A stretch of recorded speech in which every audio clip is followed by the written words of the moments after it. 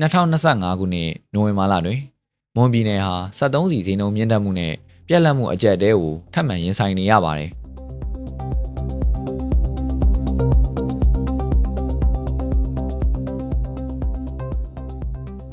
ဒီအခြေအနေတွေရဲ့အဓိကအချက်တွေကတော့ဖြန့်ဖြူးရေးစနစ်ပြောင်းလဲမှုနဲ့ဒေသတွင်းစီမံခန့်ခွဲမှုအားနည်းချက်တွေပဲဖြစ်ပါတယ်။မွန်ပြည်နယ်ကို73စီဖြန့်ဖြူးတဲ့စနစ်ပြောင်းသွားပါပြီ။အရင်လိုရန်ကုန်တီလွာစိတ်ကန်းကနေဓာတ်ရိုက်ယူဆောင်တဲ့ပုံစံမဟုတ်တော့ပဲဗဟိုချုပ်ကင်မှုရှော့ချရေးဆိုတဲ့မူဝါဒနဲ့မူတော်မျိုးနဲ့ပဒုံးဘွားရွာ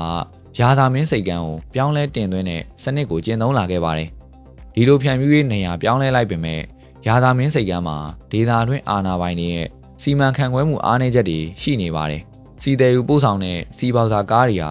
ရက်ရှည်ကြာစောင့်ဆိုင်နေရတာစီဖြည့်နှင်းမှုနှေးကွေးတာစတဲ့ပြဿနာတွေကြောင့်73စီတွေဟာဈေးကွက်ကိုပုံမှန်တိုင်းမရောက်ရှိနိုင်မဲ့ဖြန့်ဖြူးရေးကွင်းမှာကြန့်ကြာနေတာတွေပဲဖြစ်ပါတယ်။ဒီပြဿနာတွေကြောင့်မွန်ပြည်နယ်မြို့နယ်အတွင်းမှာ73စီပြက်လက်မှုဖြစ်ပေါ်လာပြီးအထူးသဖြင့်အောက်တိန်း92နဲ့95တွေဟာရှားပါးနေပါတယ်။73စီ1လီတာကိုကျပ်9000ကနေ6000ကျော်အထိအစမတန်ဈေးနှုန်းမြင့်တက်လာပြီးအချို့နေရာတွေမှာမှောင်ခိုဈေးနှုန်းနဲ့ဝယ်ယူနေရအမျိုးတွေလည်းရှိပါတယ်။ဒီအခြေအနေတွေကြောင့်တည်ယူပို့ဆောင်ရေးနဲ့စိုက်ပျိုးရေးအပါအဝင်ဒေသအတွင်းစီးပွားရေးနဲ့လယ်ပတ်မှုကုန်ကျစရိတ်များဟာလည်းအစမတန်မြင့်မားစေပါတယ်။ဒါတွေပြင်မော်တော်ယာဉ်တက်စီဝန်ဆောင်မှုလုပ်ငန်းများ73စီသုံးစိုက်ရန်နေရာများစတဲ့စီးပွားရေးလုပ်ငန်းတွေပါဆက်လက်လည်ပတ်ဖို့ခက်ခဲနေရပါ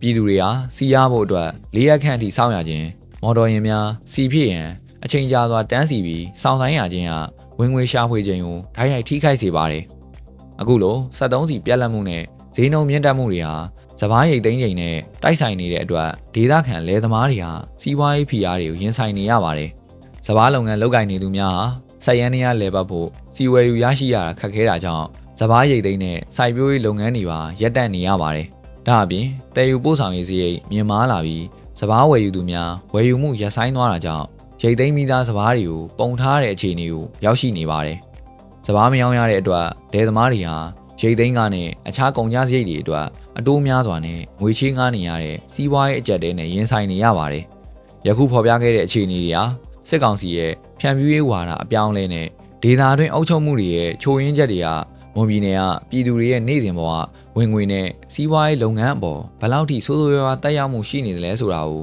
ရှင်းရှင်းလင်းလင်းပြသနေပါတယ်။ဒါဟာစစ်အာဏာသိမ်းပြီးနောက်ပိုင်းမြန်မာနိုင်ငံမှာပုံမနှက်ဆိုင်လာစေတဲ့စီးပွားရေးအကျပ်တဲနဲ့မျက်နှာစာတစ်ခုသာဖြစ်ပါတယ်။ဒီလိုသုံးသပ်ချက်တွေပါတခြားသောသုတေသနဆိုင်ရာလေ့လာတွေ့ရှိချက်များကိုယာမညအင်တီကျူလူထုအခြေပြုနိုင်ငံရေးသုတေသနဌာနရဲ့ website နဲ့ social media မှာလေ့လာဖတ်ရှုနိုင်ပါတယ်။